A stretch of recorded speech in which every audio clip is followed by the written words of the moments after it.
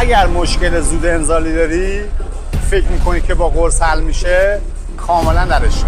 میخوام 3 تا حرکت بهت یاد بدم که کاملا مشکلت برطرف بشه. اگر میخوای شر زود انزالی خلاص بشی باید لگن قوی داشته باشی. دوستان اولین حرکت براتون اجرا میکنم، خیلی دقیق ببینید.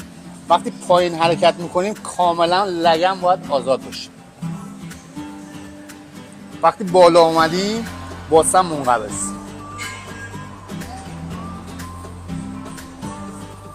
بهتر این حرکت رو 4 ست 20 تایی اجرا کنی با تمرکز. دومین حرکت پلانک معکوس.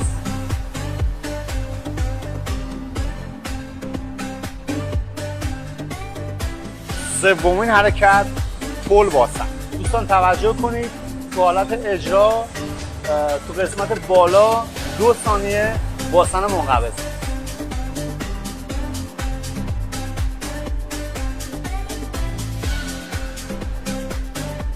فقط کافیه 1 ماه این حرکت رو اجرا کنی، معجزه‌اش می‌بینی. این کلیپ رو بفرست برای اون رفیقت.